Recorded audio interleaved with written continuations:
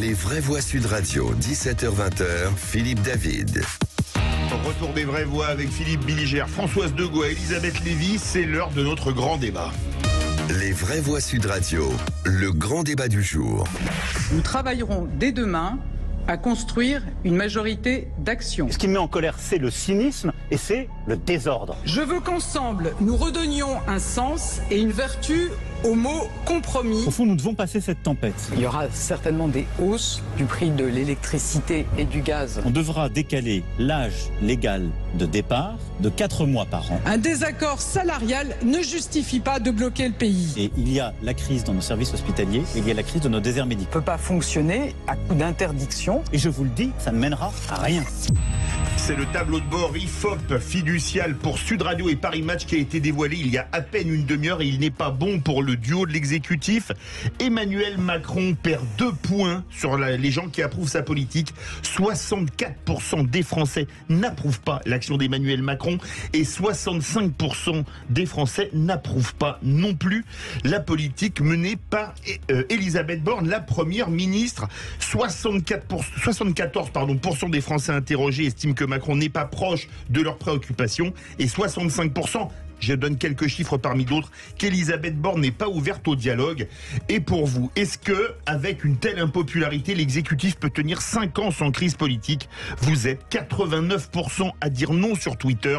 Vous voulez réagir? On attend vos appels au 0826 300 300. Avec nous, Jean Petot, politologue. Bonsoir. Bonsoir. On va faire déjà un tour de table des vraies voix avant de vous faire réagir. L'exécutif a été réélu il y a 8 mois à peine, Philippe Billiger. Comment expliquez-vous une telle impopularité pour le duo de l'exécutif? D'abord, est-ce que cette impopularité est inédite? Je n'en sais rien. Je crois que, contrairement à ce qu'on prétend, les sondages, l'évaluation n'est pas si médiocre que cela pour le couple de l'exécutif. Par rapport aux autres? Oui. Deuxième élément, on ne sait pas véritablement ce qui va se passer maintenant avec la contestation sociale du projet de loi sur les retraites. Et troisième élément, et je termine, il faut savoir ce que la question de Sud Radio signifie. Est-ce qu'elle se demande si Emmanuel Macron ira au bout de son mandat? Là, j'en suis persuadé. Je réponds par l'affirmative. Est-ce qu'il y aura des crises politiques et sociales? C'est une évidence jusqu'à la fin du quinquennat. Elisabeth Lévy. D'abord, je crois que la crise française est plus grave que la crise politique, et qu'elle est quasiment une crise existentielle, une crise culturelle, une crise scientifique d'ailleurs, une crise de la connaissance, du vivre ensemble, de tout ce que vous voulez, je vous fais pas le détail. Moi, ce qui me frappe, c'est qu'en fait, ça fait plusieurs années qu'on est confronté au même problème, c'est que le rôle du système politique, c'est quoi? Des institutions? De fabriquer de la légitimité. C'est ça que doivent faire nos institutions. Elles doivent nous faire arriver au pouvoir des gens légitimes, des gens, même si on n'a pas voté pour eux, qu'on reconnaît légitimes pour gouverner. Or, on l'a bien vu dans plein d'épisodes, ça ne marche plus. Moi, je suis très attaché à la démocratie représentative, je ne crois pas à la démocratie directe, mais je suis bien forcé de constater que nos institutions ne parviennent plus à fabriquer de la légitimité. Françoise Degois. Moi, je pense que d'abord, on ne peut pas comparer parce que c'est la première fois qu'un président est réélu sur un quinquennat. Et sans cohabitation. Et sans cohabitation. Donc, c'est ni Chirac ni Mitterrand. Chirac, c'est un quinquennat. Enfin, bon, bref, vous voyez bien les différences. Après, je pense que c'est tout à fait normal. Ce mauvais résultat est tout à fait logique. Il n'y a pas de but, il n'y a pas d'esprit, il n'y a pas de cap. Emmanuel Macron n'a pas de cap, n'a pas fixé de cap, à part une réforme des retraites dont tout le monde a bien compris qu'en réalité, elle est là pour remplir les caisses et qu'on essaie d'expliquer qu'elle est là pour sauver le système. Les gens ont bien compris que le système n'est pas en danger, en tout cas pas dans les 20 ans qui viennent, et ont bien compris que c'est pour en réalité sauver les caisses parce que les tiroirs sont vides. Ne me mettez pas dans les gens. Non, bien sûr, bien sûr. Oui, en tout cas, 80% des Français, vous faites partie des 20% éclairés qui comprennent parfaitement cette réforme. Je blague.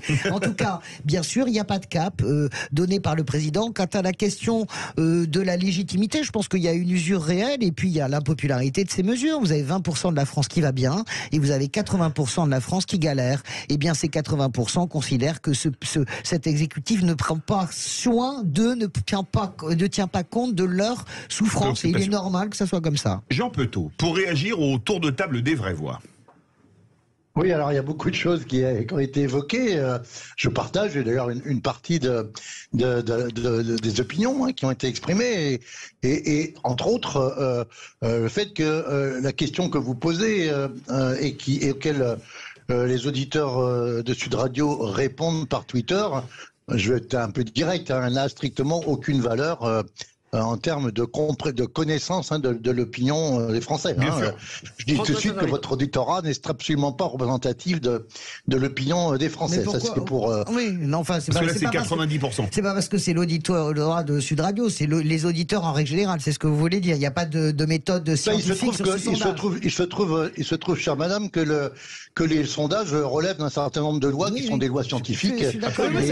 Du contraire, les gens qui répondent par Twitter. Pas me dire, chère madame, d'abord, on se parle normalement, pas de condescendance. Je connais très bien les sondages, ça fait à peu près 20 ans que je les étudie. Françoise de Gouas, on laisse répondre Jean-Claude. D'accord. Mais Françoise de Gouas, je suis désolé, il se trouve que je ne vous vois pas, moi. Je ne sais pas qui parle, sinon je vous aurais parfaitement identifié. Je leur ai dit Madame de Gouas. Voilà, pardon. Voilà, donc, deuxième élément, comme a dit Philippe Bilger, je trouve que pour une sorte de mesure à l'instant T du lancement du dossier retraite dans l'agenda politique, c'est que maintenant que les réactions de l'opinion et que la mobilisation, ou pas d'ailleurs, va se mettre en place, la chute, alors là pour le coup, mesurée par un vrai institut de sondage, IFOP fiducial, montre que finalement c'est pas catastrophique le point de départ. La chute de moins 2% de cet indicateur d'Emmanuel Macron et de la Première ministre, on veut dire, il ne part pas déjà avec des boulets aux pieds. Ça peut tout à fait se dégrader, et ça serait dans l'ordre des choses que ça se dégrade, compte tenu du fait que la pression et la mobilisation qui peut se dérouler va forcément entraîner davantage d'opinions négatives. Mais pour l'instant, on n'est pas dans une situation qui est désespérée, j'allais dire, au moment même où le combat s'engage. Puis troisième élément, c'est vrai que la question des retraites, on va dire, est une espèce de serpent de mer qui existe dans la vie politique française depuis de nombreuses années, et je ne veux pas remonter à l'Antéchrist, mais par exemple, dans les années 60, alors qu'on pourrait se dire que les fameuses glorieuses, qui n'étaient pas 30 d'ailleurs, et qui n'étaient pas forcément glorieuses, avaient exonéré les Français de ce débat. Alors, c'était pas forcément sur les retraites, c'était sur l'ensemble de la sécurité sociale et sur l'ensemble du système de protection sociale. Eh bien, il y a eu, en 67, une très forte mobilisation syndicale qui était autrement plus sérieuse que maintenant, contre en particulier les ordonnances Jeannet. Voilà. Les vraies voix veulent vous interpeller. Elisabeth Lévy. Oui, alors peut-être, comme on attend les mesures sur les retraites, peut-être on les commentera à 18h30. Peut-être pas rester sur ce sujet. D'abord, il me semble que les 30 glorieuses sont caractérisées par une chose, pas par le fait que les gens étaient plus riches, mais par le fait qu'ils savaient, ou ils avaient de bonnes chances de pouvoir penser que pour leurs enfants, ça irait mieux. Et ma question, c'est que on nous explique depuis des années que ce qu'il faut, d'abord, c'est des gens absolument irréprochables sur le plan de la vertu, et ensuite proches de nous. Moi, je trouve que ce sont des fariboles. Le général de Gaulle était certes irréprochable, mais pas tout le monde autour de lui, et il n'était pas très proche de nous. Je pense que ce qui fait la désaffection des gens vers la politique, c'est l'impuissance des politiques. C'est-à-dire qu'il faut beaucoup de bruit avec la bouche, ce qu'on appelle la com, mais que quand il s'agit d'agir sur le réel, finalement, c'est pas qu'il manque de bonne volonté, parfois il manque de courage, mais il manque des manettes. Vous voyez bien qu'ils sont ligotés un coup par l'Europe, l'autre coup par leur administration, et que toute personne, et Françoise connaît bien ça, je m'arrête juste après pour lui passer la balle, toute personne qui quitte le pouvoir nous explique, en quittant le pouvoir, à quel point agir est difficile. Agir pour de vrai.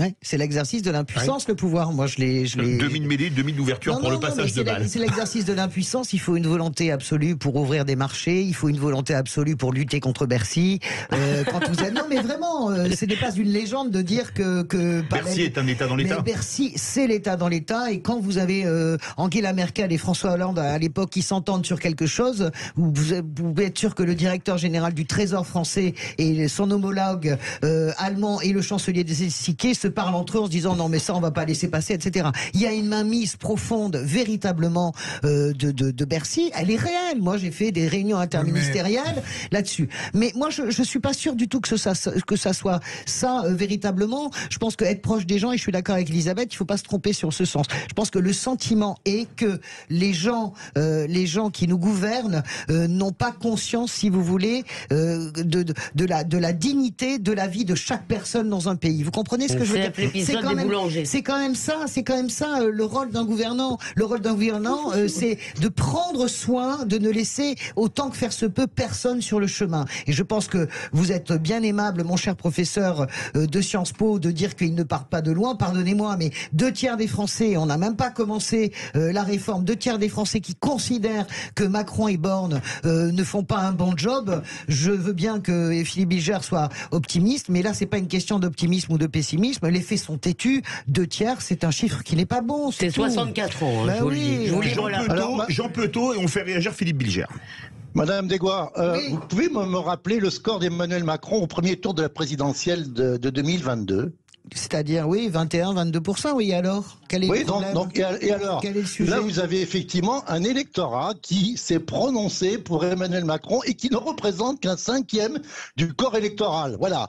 C'est ça la légitimité d'Emmanuel Macron. C'est pas le score du deuxième tour. Moi, je suis pas d'accord avec vous. Il est élu. Moi, j'ai pas un problème. Oui, d'accord, sauf que ça veut dire, madame, que sa base électorale, elle est extrêmement faible. Vous parliez du général de Gaulle. Au premier tour de 65, il est à 45% des exprimés. D'accord. Celle de François Hollande, c'est pas pareil. Celle de Nicolas Hulot, sauf que, chère madame, encore une fois, pardon, sauf que Emmanuel Macron est en charge des affaires de l'État. Et je partage de manière assez proche d'ailleurs tout ce que vous avez dit sur l'appareil technico-administratif et sur le poids de la norme et le poids de l'appareil d'État par rapport à l'action politique. Oui. Mais vous ne m'empêcherez pas de penser que pour conduire une réforme telle que celle-ci semble vouloir être conduite avec une certaine ambition, même si ça ne ferait que remettre peut-être la France dans les standards européens, puisque la France est à